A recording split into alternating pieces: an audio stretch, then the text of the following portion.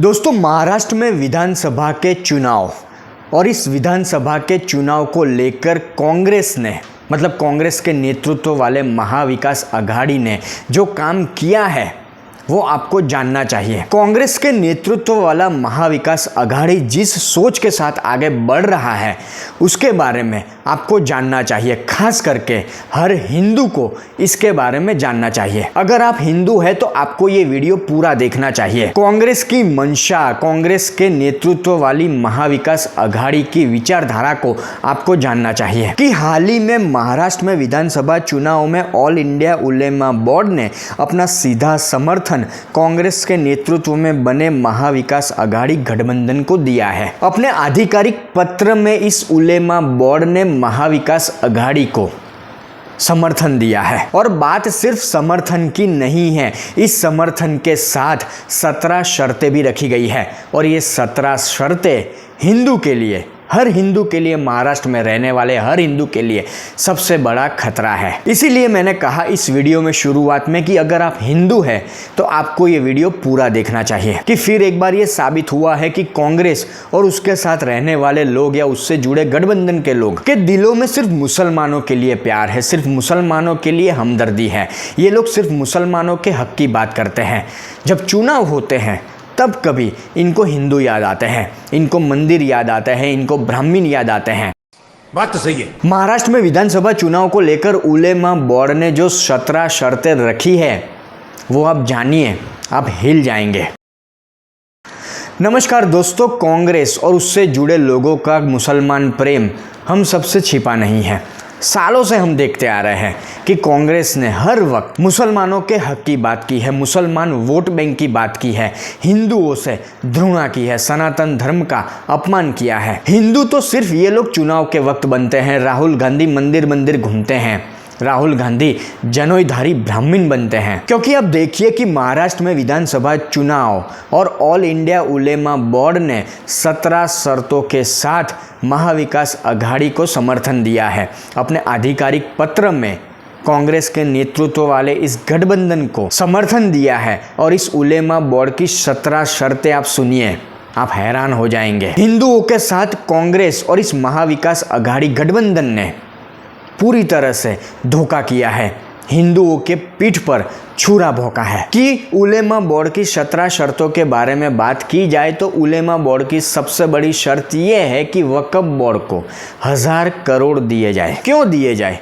कांग्रेस ने इतने सालों से वक्फ बोर्ड को असीमित अधिकार दिए हैं, शक्तियाँ दी है, जिसका गलत फायदा आज तक वक्फ बोर्ड उठाता आया है। आपको पता ही होना चाहिए, मैंने कई बार अपने वीडियो में कहा है कि देश में सबसे ज़्यादा संपत्ति के मामले में, सबसे ज़्यादा ज़मीन के मामले में तीसरे नंबर पर वक्फ बोर्ड है, सेना और रेलवे के बाद। 9 लाख एकड़ से भी ज़्यादा ज़मीन वक्फ बोर्ड के पास है। फिर भी ये उलेमा बोर्ड, महाविकास आघाड़ी गठबंधन जो है इनका, कांग्रेस के नेतृत्व वाला, उससे 1000 करोड़ की मांग करता है वक्फ बोर्ड के लिए। और कांग्रेस और इनका महाविकास आघाड़ी गठबंधन तैयार भी हो चुका है। वक्फ बोर्ड को असीमित अधिकार, ढेर सारी शक्तियां देने से कांग्रेस का पेट नहीं भरा कि वक्फ बोर्ड ने आज तक हिंदुओं के गांव पर कब्जा किया, हिंदुओं की संपत्ति पर कब्जा किया, पर कांग्रेस का पेट नहीं भरा, तो अब 1000 करोड़ देने को भी तैयार है। उलेमा बोर्ड की दूसरी शर्त ये है जो हम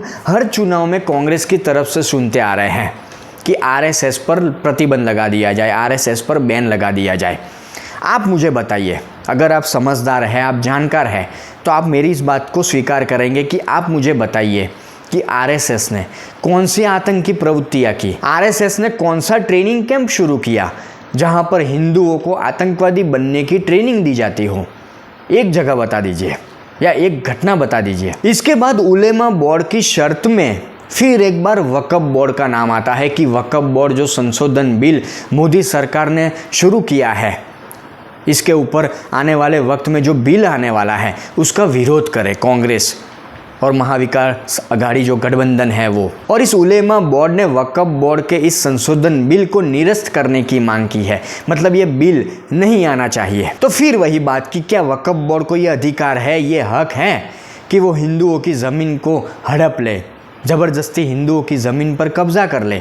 वरना वक्फ बोर्ड ने ऐसा कौन सा काम कर लिया है कि आज देश में तीसरे नंबर की संपत्ति में उसका नाम है। फिर और एक शर्त में उलेमा बोर्ड ने वक्फ बोर्ड का नाम लिया है कि वक्फ बोर्ड की जो संपत्तियां है उसके ऊपर कभी अतिक्रमण नहीं होगा, मतलब उसको कभी दूर नहीं किया जाएगा, उसके ऊपर कभी बुलडोज़र नहीं घूमेगा, भले ही वो ज़बरदस्ती कब्जा की हुई ज़मीन हो, भले ही वो किसी गरीब या किसी हिंदू की ज़मीन हो, उसके ऊपर अतिक्रमण नहीं होगा। अगर ऐसा होगा तो उसके ऊपर कड़क कार्यवाही की जाए, एक कड़क कानून बनाया जाए। फिर उलेमा बोर्ड की शर्त यह है कि महाराष्ट्र बोर्ड में मुसलमानों को 10% आरक्षण दिया जाए और महाराष्ट्र में पुलिस भर्ती में सबसे पहली प्राथमिकता मुसलमानों को दी जाए। फिर ये उलेमा बोर्ड ये भी कहता है, ये भी शर्त रखता है कि राज्य में जितनी भी मस्जिदें हैं, वहाँ पर जितने भी मौलाना या इमाम हैं,